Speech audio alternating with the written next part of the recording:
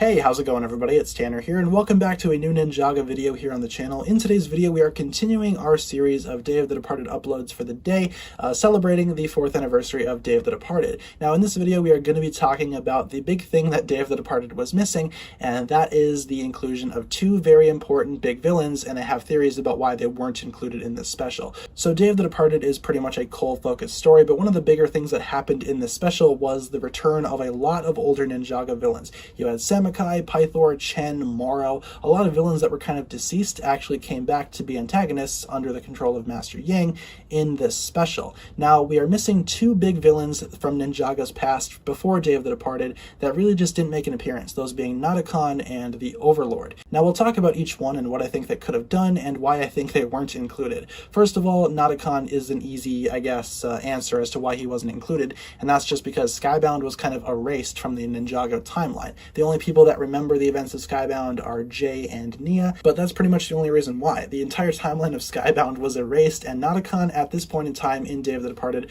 was still in the teapot, so he really couldn't come back to, possess a statue of himself and work under Yang, because again, he really just couldn't. He wasn't really in the minds of the ninja, especially not Master Yang, so that's why Nadokon did not come back in Day of the Departed. However, the more curious case, in my opinion, is the Overlord, and I have a theory as to why he didn't come back either. So in the Hall of Villainy, where all these statues are placed, we do know that there were a few Overlord statues at some point, but we never saw them, and we never saw the Overlord spirit come back and possess a statue. And that's just because, again, the Overlord was not deceased at the time. The Overlord, while he may have been defeated twice, once by Lloyd, once by Zane, he's not a character that can necessarily die, if you will. All of the other villains that came back were previously dead characters, with the exception of Pythor, because his spirit just kind of didn't return because he was still alive.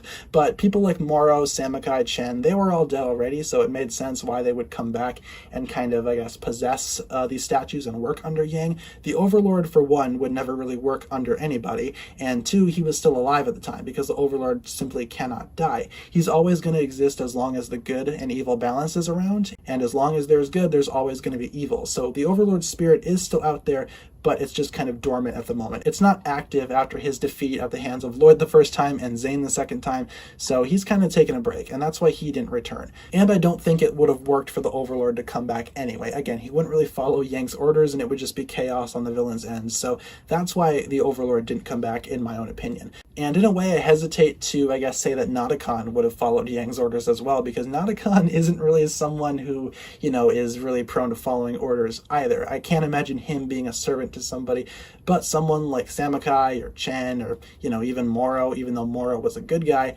I can imagine them all working for somebody. But Nadokon and the Overlord are still two very big Ninjago villains, and I kind of wanted to make a video talking about why I think they didn't return in Day of the Departed. So let me know what you guys think down below in the comments. Why do you think these two didn't return? Leave all your thoughts down below, and I look forward to reading what you guys come up with. With all that being said, be sure to like, comment, subscribe, do all that fun stuff, and check out the links down below in the description for my other forms of social media. As always, big shout out goes out to my Patreon supporters, including once again the marvelous Jan. Thank you guys so much for watching this video once again. My name is TannerFishies, and with that I bid you farewell.